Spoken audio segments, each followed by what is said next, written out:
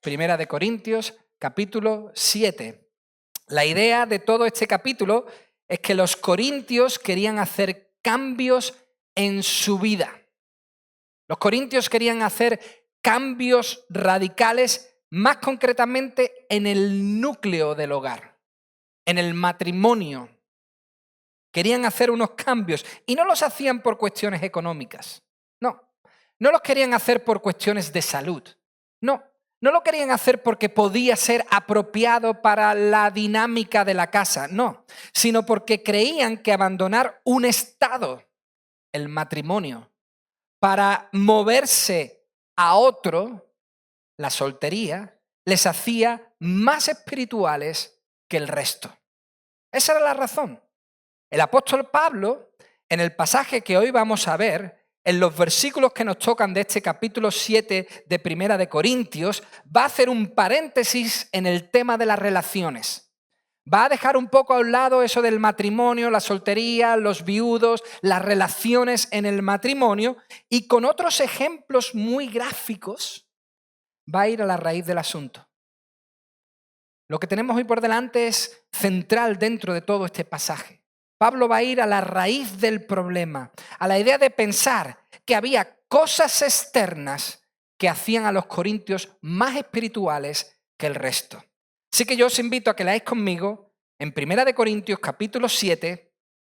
Vamos a ver hoy hasta el versículo 24, pero primero vamos a leer desde el versículo 17 al versículo 20. 1 de Corintios 7, 17. Dice así: fuera de esto, ahora abro un paréntesis, parece decir Pablo, según el Señor ha asignado a cada uno, según Dios llamó a cada cual, así ande. Y esto ordeno en todas las iglesias. ¿Fue llamado alguno ya circuncidado? Quédese circuncidado. ¿Fue llamado alguno estando incircuncidado? No se circuncide. La circuncisión nada es, y nada es la incircuncisión, sino el guardar los mandamientos de Dios. Cada uno permanezca en la condición en que fue llamado. Oremos y pidamos que el Señor bendiga su palabra. Señor, queremos darte las gracias. Te damos las gracias porque hoy podemos estar aquí juntos. Verdaderamente es una bendición que personas de diferentes lugares, con diferentes contextos, Señor, podamos adorarte en una misma lengua. Podamos adorarte, Señor, en un mismo espíritu. Podamos adorarte, Señor, con la idea clara de que hemos sido redimidos, salvados por ti, por tu gracia, que tú eres el Señor y no hay otro como tú. Verdaderamente doblegamos nuestro ser hoy delante de ti y ahora lo hacemos delante de tu palabra. Queremos pedirte que tú, Señor, nos ayudes a entender lo que el texto quiere decirnos, que tu Espíritu Santo haga una obra en cada uno de nosotros. Señor, que salgamos de aquí motivados, transformados por el poder de tu palabra. Espíritu Santo, ayúdanos a comprender, interven con poder en esto que vamos a leer. Te lo pido y te lo ruego en el nombre de Jesús. Amén. Versículo 20 dice: cada uno permanezca. Esa frase en realidad quiere decir cada uno camine en la vida, cada uno ande en su vida en la condición que fue llamado. Hermanos, este es el centro del mensaje de Pablo en todo este capítulo 7 que ya venimos estudiando desde hace tiempo. Pero debemos aclarar algo, por si alguien tiene alguna duda, porque quizás estas palabras han hecho dudar a algunos. Eso de quédate como estabas quizás no ha sido bien comprendido y hay que aclararlo. Es importante. Hermanos, este no es un principio que se pueda aplicar a todos los casos de todas las personas. Me explico. Si eras ladrón cuando el Señor te llamó, si eras un ladrón cuando el Señor Jesucristo salvó tu vida, ahora como cristiano no debes quedarte siendo un ladrón. En este caso no se puede aplicar la idea principal del texto. No todos los casos son así. Hermanos, Pablo no está diciendo que todas las personas que han sido salvadas deben quedarse como eran antes, sino que en la situación de los corintios, casados, solteros, viudos, y como veremos la semana que viene, estos que querían casarse y eran solteros, con la idea dualista, que amenazaba sus corazones, esa idea que había en Grecia de que lo que importaba realmente era el espíritu y que el cuerpo no servía para nada, por lo tanto se podía hacer con el cuerpo lo que uno quisiera, abusar de él como quisiera, con esa idea amenazando sus corazones. Y no solo eso, sino con la persecución brutal amenazando sus vidas, Pablo dice a estos corintios que mejor que se quedasen como estaban y ahí, en esa condición en la que estaban, servir a Dios. A donde el apóstol quiere llegar hoy con su discurso es a lo siguiente: ¿qué es lo que realmente importa más? Ahí es donde está llegando el apóstol. ¿Qué es lo que importa más? ¿Casarse o no casarse? ¿Circuncidarse o quedarse incircunciso? Pues Pablo responde, y responde con rotundidad. Le dice a los corintios que ellos no necesitaban divorciarse, abandonar a sus esposas, o tampoco debían dejar de tener relaciones dentro del matrimonio para ser vistos como más espirituales, para ser mejores delante de Dios. Hermanos, ser asexual, o sea, no tener ningún deseo sexual, o ser soltero, no era lo que importaba. Eso está diciendo Pablo. Pero si estas cosas no importaban, si lo externo no importa, ¿qué es entonces lo que importa? ¿Qué es lo más importante? Pablo lo aclara perfectamente en el libro de Gálatas. Gálatas capítulo 5, versículo 6. Pablo aclara qué es lo que importa. Dice, en Cristo Jesús, ni la circuncisión ni la incircuncisión significan nada, sino la fe que obra por amor. En el mismo libro de Gálatas, un poquito más adelante, en el capítulo 6, versículo 15, Pablo dice, porque ni la circuncisión es nada, ni la incircuncisión, sino una nueva creación. A los romanos, el apóstol Pablo viene a decirle algo muy parecido. En Romanos capítulo 3, versículo 30, Pablo dice, Dios es uno. Y atentos a esto. El cual justificará, salvará en virtud de la fe a los circuncisos y por medio de la fe a los incircuncisos. Por lo tanto, ni la circuncisión ni la incircuncisión sirven para la salvación. Ellos se estaban enfocando, los corintios se estaban enfocando en lo superficial. Pero dice Pablo, eso no cuenta para nada.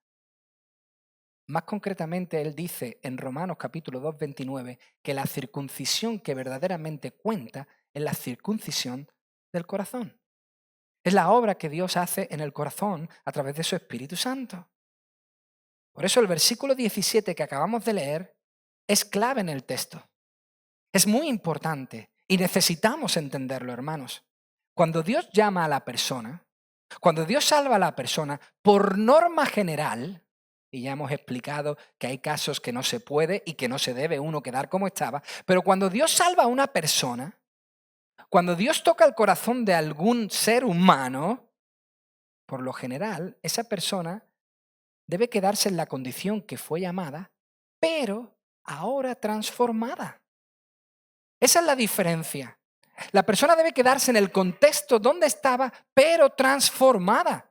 Y no pensar que hay que abandonar todo lo que había en su vida, toda la condición en la que vivía, para ser más espirituales. Porque esas cosas, hermanos, no son las que realmente importan. De hecho, nosotros podemos servir a Dios en muchas situaciones, en muchos lugares y de muchas formas. Donde Dios nos llamó, ahí podemos servir a Dios. Pues lo que importa no es en lo que los corintios pusieron su foco, sino en la relación por fe con el Señor. El comentarista Gordon Fee lo expresa perfectamente. Fijaos cómo lo dice él y lo vamos a entender muy bien. Dice, el llamado a Cristo ha creado un cambio tal en la relación esencial de uno, que es la relación con Dios, que uno no necesita buscar un cambio en otras relaciones con la gente. Estas últimas, las relaciones con las personas, las relaciones en nuestro entorno, se transforman y reciben un nuevo significado por parte de la primera relación. Por eso uno no está mejor en una condición que en otra. Lo que el comentarista está diciendo es, si tu vida ha sido transformada por Dios, ha sido cambiada por la obra del Espíritu Santo y has entrado en esa relación con Dios, ahí donde estás, esa vida transformada puede transformar su entorno. Tú no lo tienes que cambiar para parecer más espiritual. Tú tienes que vivir el cristianismo ahí donde el Señor te ha llamado, ahí donde el Señor te ha salvado. Y dice Pablo, esta idea, este consejo, esta palabra ordeno en todas las iglesias. No solo en Corinto, sino en Roma, en Éfeso, en Tesalónica, en Filipo. En todas las iglesias, en Galacia, ahí también digo lo mismo. A todas las iglesias digo exactamente lo mismo. Entonces, esto es lo bueno. Si esto Pablo enseñó en todas las iglesias, en cualquier lugar, es una norma a seguir por todos los creyentes. Es algo que nosotros debemos seguir. Si Dios te salvó siendo un pandillero, no tienes que ser un monje ahora para parecer más espiritual. Evidentemente tendrás que hacer cambios en tu vida. No puedes seguir cometiendo delitos, evidentemente, pero haciéndose esos cambios importantes y viviendo una vida transformada, quizás Dios pueda utilizarte para tocar la vida de otros pandilleros. Quizás Dios pueda usarte para ser de influencia a aquellos con los que tú una vez tuviste relación. Hermanos, esto es como lo que Jesús le dijo al endemoniado gadareno, que volviera a los suyos, que no le siguiera, que no cambiara toda su condición.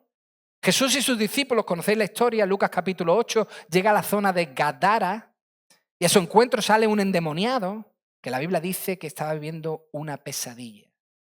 Los demonios lo tenían atormentado por completo. Lo tiraban al suelo, hacían de él lo que quisiera, vivía en los sepulcros, era una persona completamente desordenada, desquiciada, se liberaba de las cadenas, estaba viviendo una pesadilla, pero su pesadilla terminó cuando Cristo vino a su encuentro.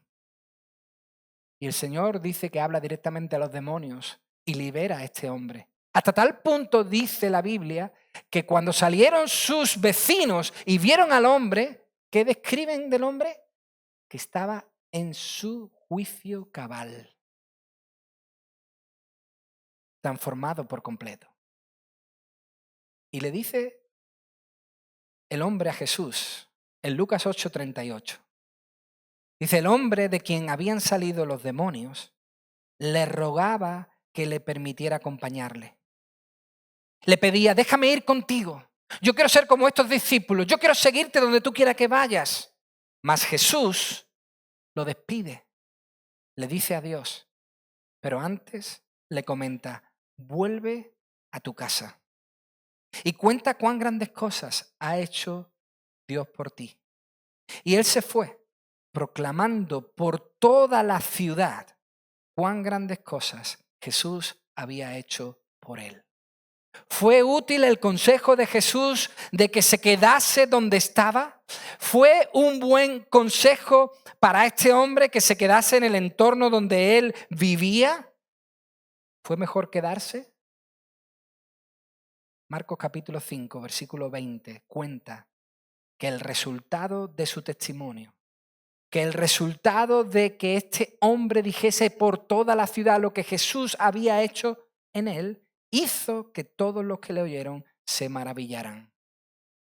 Ahí fue llamado y ahí se quedó.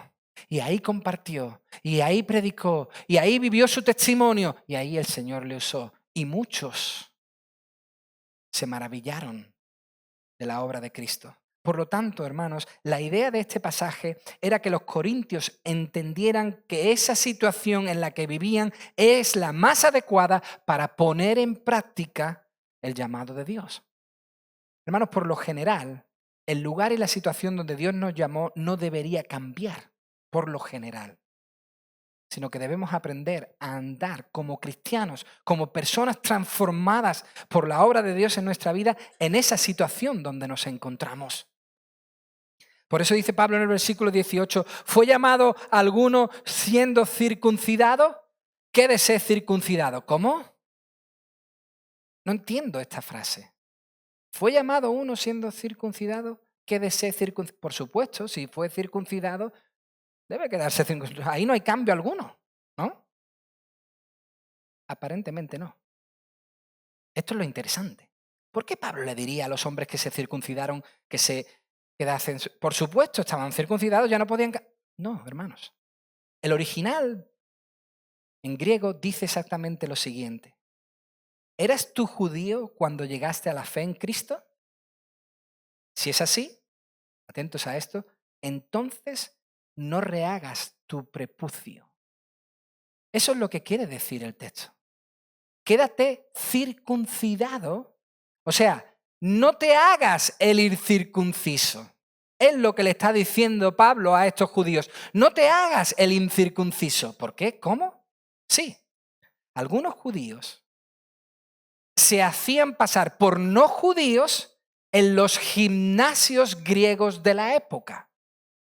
El gimnasio era un centro social donde muchos hombres acudían, era un centro neurálgico dentro de la sociedad porque el deporte era muy, muy, muy importante para los griegos. Y los judíos querían acudir a estos gimnasios, querían estar en ese centro social, querían estar por ahí. Pero como las prácticas deportivas se hacían prácticamente desnudos, iba a ser visible que eran judíos. Por lo tanto, ellos querían cambiar ese signo, esa marca. Querían deshacerse de ella. Ser vistos como no judíos quizás les daba la apariencia que necesitaban. Quizás serían más apreciados o incluso podían ser vistos como cristianos más sofisticados. Hermanos, hoy lamentablemente muchos siguen pensando que lo externo determina nuestra fe. Hoy lamentablemente hay muchos cristianos que entienden que las apariencias determinan mi condición espiritual. Pero no es nada nuevo. Esto ya ocurría desde el principio de la iglesia.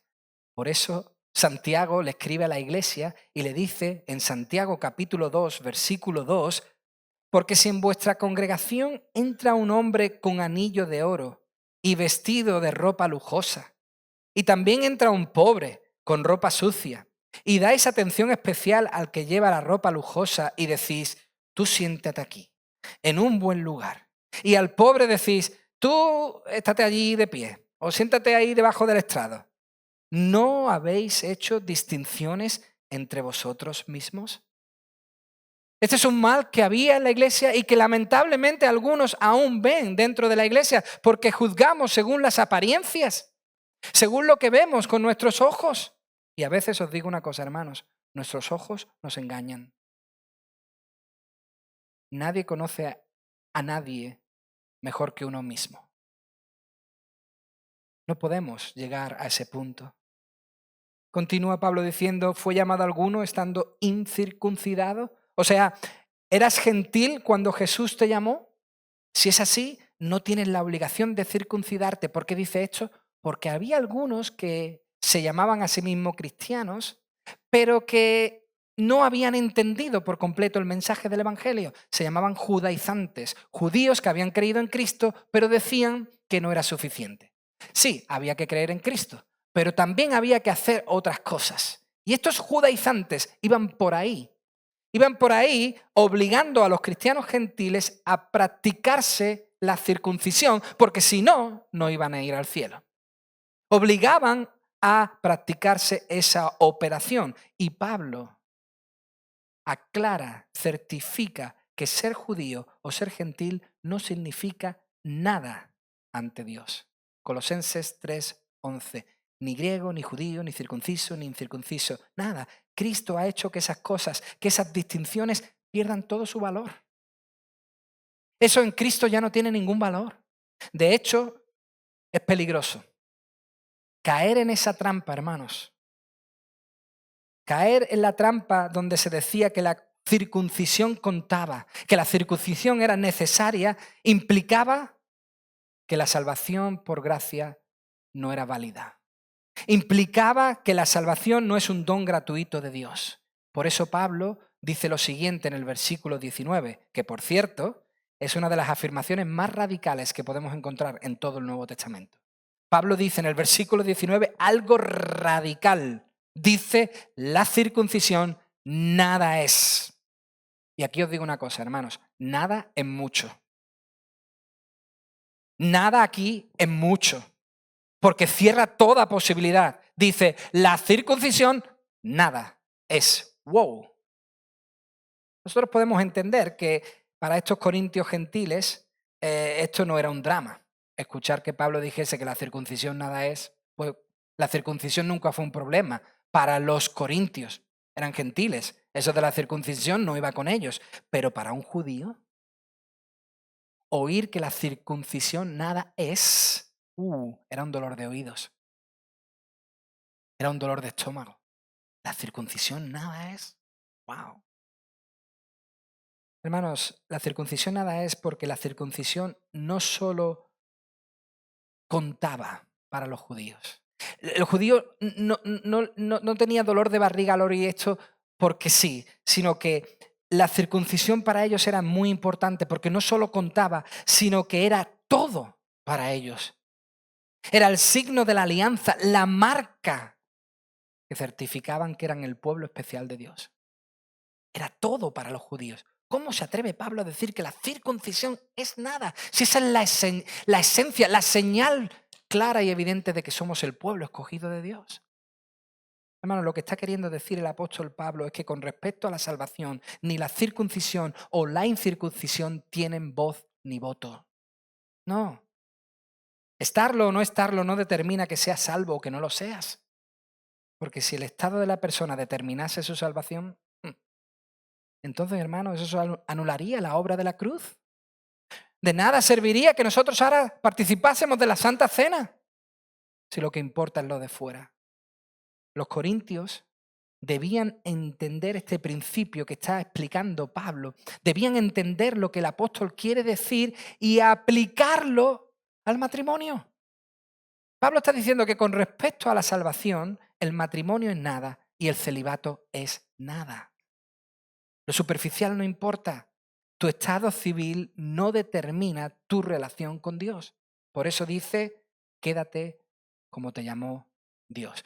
Si estabas casado, cuando Dios te llamó, quédate casado. Y disfruta de tu matrimonio. Si estabas soltero, Corintios, no todos los solteros, Corintios, mejor es no casarse. Corintios, por la persecución que estáis viviendo. Pablo está a favor del matrimonio, pero en esa circunstancia elige decir que mejor no se casaran para evitar problemas por la persecución. Pablo, en definitiva, está diciendo que por cuestiones religiosas no debían cambiar el matrimonio por la soltería. Por tanto, versículo 20, cada uno permanezca en la condición que fue llamado. La palabra condición es la misma que utilizó en el capítulo 1, versículo 26, donde dice, considerad, hermanos, vuestro llamamiento. Considerad el llamado, no la vocación. Aquí llamado no es una vocación, sino el llamado a quedarse en el lugar y posición que se tenía y ahí servir a Dios. En definitiva, el mensaje es claro. Cada uno, en el llamado en el que fue llamado, en ese permanezca. En ese sirva a Dios, en ese dé testimonio de su fe. Versículo 21, el ejemplo se va a intensificar. Dice, ¿fuiste llamado siendo esclavo? No te preocupes. Aunque si puedes obtener tu libertad, prefiérelo. Porque el que fue llamado por el Señor siendo esclavo, liberto es del Señor. De la misma manera, el que fue llamado siendo libre, esclavo es de Cristo. Comprados fuisteis por precio. No os hagáis esclavos de los hombres. Hermanos, cada uno permanezca con Dios en la condición en que fue llamado. Hermanos, antes de terminar con esta parte, quiero hacer un pequeño énfasis en algo. Es importante entender, comprender, estar convencidos de que Pablo no quiere enfocarse en la cuestión social de la esclavitud. Pablo no está sacando aquí una pancarta protestando en contra de la esclavitud, por mucho que él no estuviese de acuerdo. Ese no es el centro de su mensaje. Él no va a atajar el problema de la esclavitud, no. Más bien, el centro de su mensaje es la teología de la que viene hablando. Y la esencia de lo que viene hablando no es quédate como estás y punto. Esa no es la esencia de su mensaje. Quédate como estás y ya. No. La esencia de su mensaje más bien es que eso no te preocupe, que eso no te limite, que eso no te desmotive para vivir tu vida. Por supuesto, el caso de la esclavitud es muy diferente al caso del matrimonio o al caso de la circuncisión, y Pablo lo sabe. Por eso lo trata con tanto tacto. Él sabe que está hablando en terreno peligroso, en arenas movedizas, y por eso lo trata con una delicadeza especial. Pero hermanos, no sé si habéis dado cuenta, pero con este ejemplo de la esclavitud, si cabe, su mensaje es aún más poderoso. Porque Pablo le está hablando a muchas personas, pues el 30% de las personas eran esclavas en Corinto. El 30% de la sociedad corintia era esclava. Les hablaba a mucha gente. De hecho, la esclavitud era algo que hoy es difícil de entender, pero una persona libre podía decidir hacerse esclava para poder salir hacia adelante. Ahora sí, el esclavo no podía hacerse libre. Pablo les está diciendo, no dejes que tu situación social te preocupe, te desmotive, te desanime. Tu llamado en Cristo, tu salvación en Cristo, lo que Cristo ha hecho en tu vida eclipsa esas condiciones. ¿Eras esclavo cuando fuiste llamado? Que eso no te preocupe, que eso no te limite, que eso no te desmotive en tu fe. Porque el que era esclavo cuando fue llamado por el Señor, ahora es liberto en el Señor. Pero, por eso digo que trata la cosa con mucha delicadeza, pero si puedes hacerte liberto, por supuesto, aprovéchalo, hazlo. Versículo 21, prefiérelo, usa la oportunidad si se te brinda. Esto es difícil de entender porque no estamos en el mismo contexto. Pero hermanos, había 3 escalafones en este tema. 3, digamos, grados en este tema. El versículo 22 lo dice claramente. Estaba el esclavo, estaba el liberto y estaba el libre. El esclavo, todos sabemos lo que era un esclavo, lamentablemente. Una persona que carecía de voluntad propia, sino que estaba sometida a la voluntad de su amo. Ese era un esclavo. El liberto ni era esclavo ni era libre. Era un esclavo libre. Sí, era una persona que podía vivir con cierta libertad, pero esta persona tenía ciertas responsabilidades aún con su jefe, porque ya había pasado ese amo a ser jefe. Ya la relación con el amo no era de amo y esclavo, sino que era de trabajador y jefe. Y el libre, pues el libre era una persona que no era esclava. Una persona que no era esclava. El comentarista David Garland lo expresa muy bien. Dice, Pablo tomó a la persona de mayor estatus, al hombre libre, y lo colocó en el lugar más bajo del hogar. Luego tomó a la persona de menor estatus, el esclavo, y le otorgó un estatus superior al de su compañero.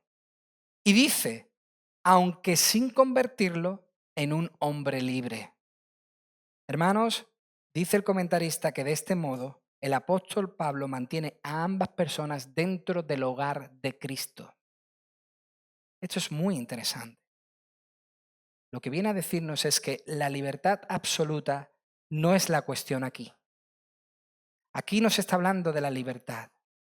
Lo que importa es que el estatus donde se encontraba fuese el mismo. Lo que importa no era la situación, el estado. Eso no determinaba su espiritualidad. Eso no hacía que la persona fuese más espiritual o menos espiritual, sino que ambos servían a Cristo en su estado. ¿Por qué? Versículo 23.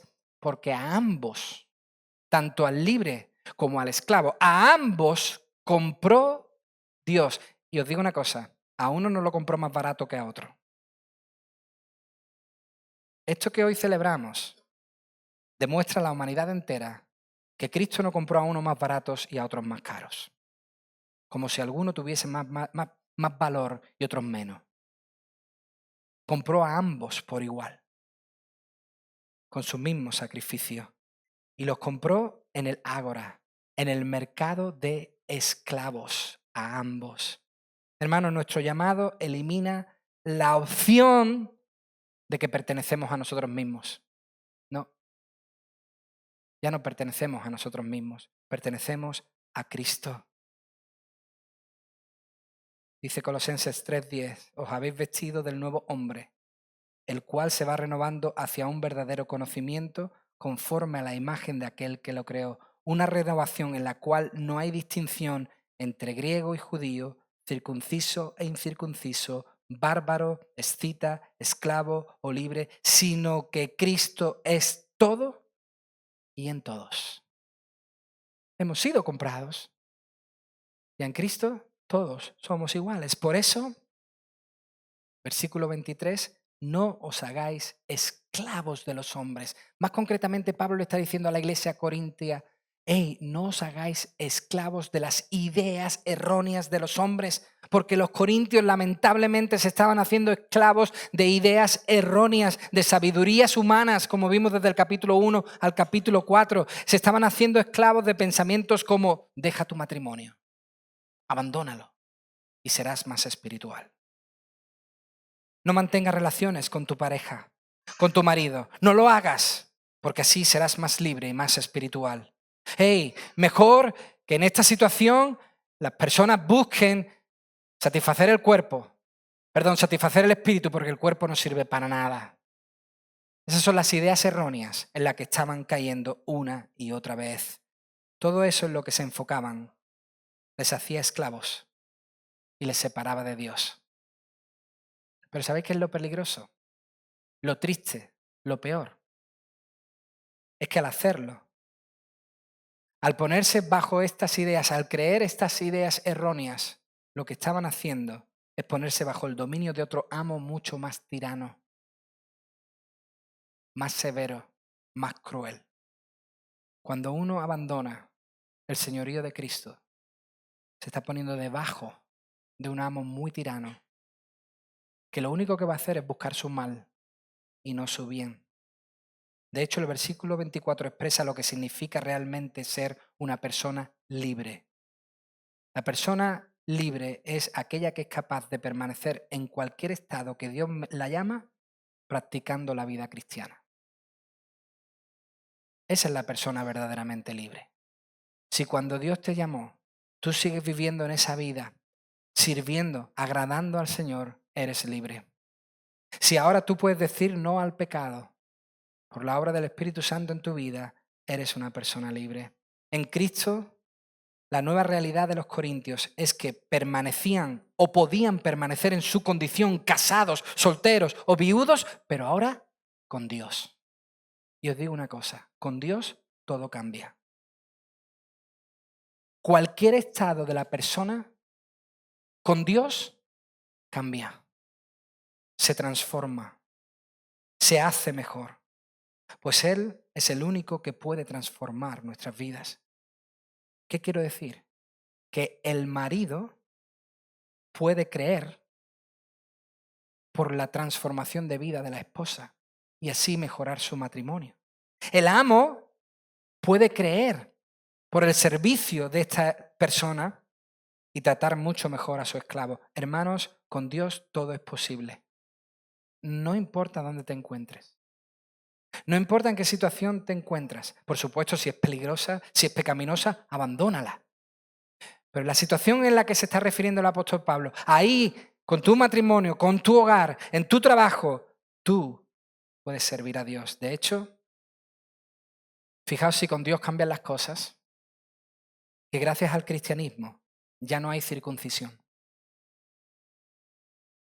Ya no hay circuncisión necesaria para poder pertenecer al pueblo de Dios. Y digo más, no sé si lo sabéis, pero gracias al cristianismo ya no hay esclavitud. Existen ciertos tipos de esclavitud, lamentablemente, pero esa esclavitud, como la conocíamos, el cristianismo la erradicó. Gracias a Dios. Con Dios todo se mejora. No es necesario cambiar para que nuestra vida cristiana se pueda vivir en la situación en la que Dios nos llamó. Hermanos, yo sé que este es un mensaje incómodo. No es un mensaje sencillo. No encaja muy bien porque vivimos en una cultura que intenta ascender. No encaja muy bien porque vivimos en una cultura donde ascender es casi un deber sagrado. Vivimos en una cultura donde subir y avanzar es casi una obligación. Por eso este mensaje no encaja muy bien. Pero por otro lado, tampoco encajan porque están los que tienen en tan baja estima su condición presente que creen que es casi imposible vivir como cristiano en ella. Están aquellos que dicen, hey, si yo solamente friego platos en un restaurante, ¿cómo voy a ser yo ahí un cristiano que pueda impactar a su entorno? ¿Cómo puedo dar testimonio yo ahí? Hey, si mi trabajo es invisible, si apenas puedo dar un testimonio. Hey, si simplemente soy un estudiante que va de aquí a allá, ¿cómo? No. Hermanos, el mensaje de Dios hoy no es si tienes oportunidades, no las aproveches. Ese no es el mensaje de Dios. El mensaje de Dios es, hey, superarse está mal. No. El mensaje de Dios hoy es que esa no sea tu única meta en la vida, pensando que eso te hace más espiritual. No pienses que esas cosas te pueden hacer mejor cristiano, mejor creyente, porque esas cosas no son lo verdaderamente importante. Que entiendas que donde estás y cómo estás, puedes y debes servir a Dios, porque tu situación no marca tu espiritualidad. O sea, no debo invertir mi vida en el escalafón social pensando que así soy más espiritual. Debo invertir mi vida en el reino de Dios, como hizo Jesucristo. Jesús clarísimamente dijo en Juan 4:34, mi comida es hacer la voluntad del que me envió y llevar a cabo su obra. Esa es mi meta, sea lo que he venido, y sé que ahí donde estoy debo cumplir con ella. Ahí donde Dios nos llame, ahí podemos servir. En la condición en la que te encuentres, Dios puede ayudarte a ser de testimonio, a vivir tu cristianismo, a poder ser de influencia a aquellos que están a tu alrededor. Por supuesto, si hay pecados, esos hay que abandonarlos y huir de ellos.